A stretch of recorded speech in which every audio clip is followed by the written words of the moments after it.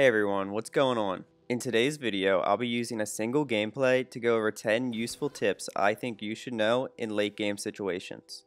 But before all that happens, I want to give you a quick update on the channel.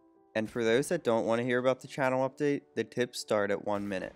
Alright, so a lot of people have been asking me when I'm going to start streaming, and I always told them I will sometime soon. And now I can say I finally ordered the parts to build my PC. And once that's built, I'll definitely start to live stream. I don't know whether it's going to be on Twitch or YouTube, but I'm definitely looking more towards Twitch. I'll be giving you guys more updates on this in the near future. Now I would like to go over top 5 submissions. As always, a big thank you to everyone that's been sending in their clips. If you have clips you want to send in, my email and gamertag can be found in the description below. Also, if you're sending me some clips, make sure to leave some time after you get the kill. This way I'll be able to easily edit each clip together and talk in between clips. Now with all that being said, let me get started with the gameplay.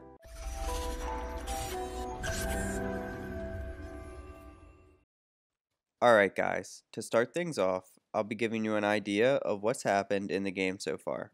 So me and my friend landed at Pachinki and didn't find too much action. The game got pretty boring since we couldn't find anybody, so we decided to go crate hunting. And the first crate we went after put us at shooting range.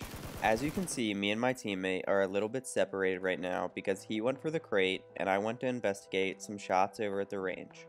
Right when I knock out that guy, somebody else steals my kill. And personally for me, when somebody else does this, I immediately want to get revenge. So the first tip I'll be giving you is to only engage in gunfights when it's the smartest decision. Now this isn't really true if you're playing super aggressive. Go for as many gunfights as you want, I really don't care. If you're on an open hillside, maybe think a little. Don't steal somebody's kill until you're behind some cover and won't get lit up by somebody that has good aim. My next tip is about the player that ran out into the open in order to revive his teammate. If you find yourself in this situation, you really only have two options. The first option is to throw a smoke on your teammate so you can revive him within the smoke.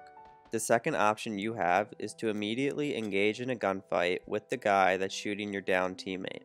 For the situation that just happened, the player should have stayed behind the rock and engaged in a gunfight with me there. From that rock, he would have a much better position than I would have. With that, he would also ensure his life and possibly his partner's.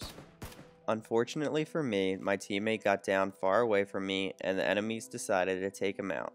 But on the bright side, he did bring me an AWM, which I do loot off camera. Now I wasn't able to record this upcoming part, so I'll be using a feature called PUBG Live Replay. This website allows you to go back to your past 20 games and watch what really happened. Now after I loot my teammate's AWM, zone starts to move in, and those two guys behind me have to go the same direction as me to get into zone. So right when I get into the safe zone, I heal up and look into the blue for anybody coming behind me. I saw on the kill feed only one of these guys got down by playzone, so I know another one's coming. My third tip is to always be aware of people coming into the zone from the blue.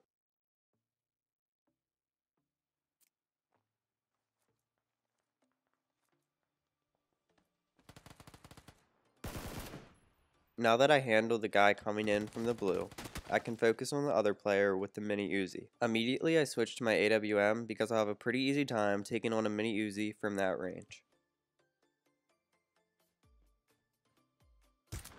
Once I take that guy out, I change positions to maybe try to get another shot on him. This right here is going to be my fourth tip. You should always change positions to try to get a better angle on the other players. When I move positions, I don't see him on the other side of the tree, so I decide to go back to my tree for better cover. Right now I'm looking around for his teammate. I check both of the bushes, making sure he's not hiding from me. Once I think I'm clear of any threats, I go over to loot 556 because that's what I really need.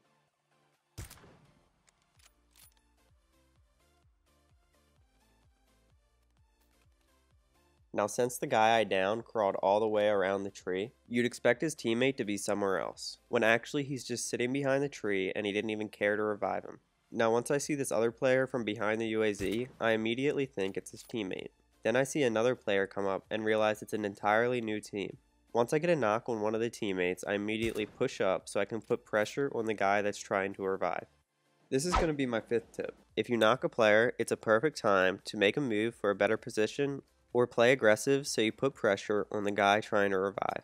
My next tip comes right now, and that's always to expect the unexpected. I had no idea the first player's teammate was hiding behind the tree the whole time. You'd think maybe he would have chosen to revive his teammate instead of just letting him crawl around the tree, but who knows with players these days.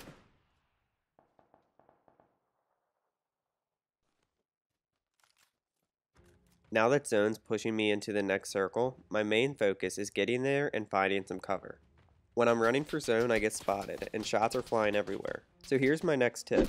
If you're getting shot at with no cover, try moving in an unpredictable manner. Jumping, spinning, moving your head around, and even stopping can throw off the other player's aim. So basically try to do anything to make it harder for them to hit you. Once I make it to cover, I quickly take some boosters and some healing. But funny enough, there's actually somebody with me. My next tip is to never go prone in late game.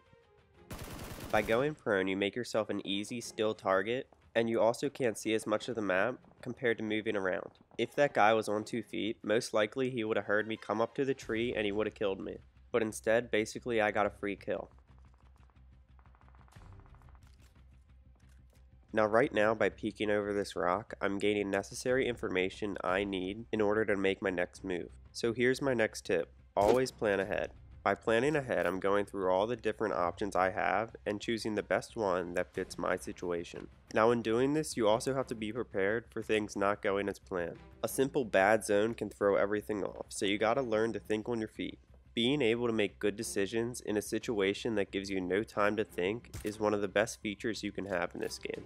Now right now I'm focused on finding players and taking them out since I have the best sniper in the game. The more players I take out with a sniper, the easier it is for me to take control of the game. Now my last and final tip is to focus on positioning in late games. By going to this tree before the zone starts moving in, I have a better chance of catching the other player running into zone. I saw the last guy move from out of the bush and run to the tree, and since I got to the tree first and I'm already aiming down the sights, it makes it pretty easy for me.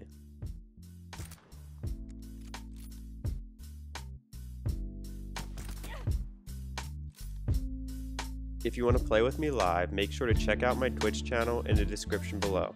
And if you want to get notified when I'm going live, then make sure to follow me on Twitter. As always, thanks for watching, and I'll catch you guys in the next one.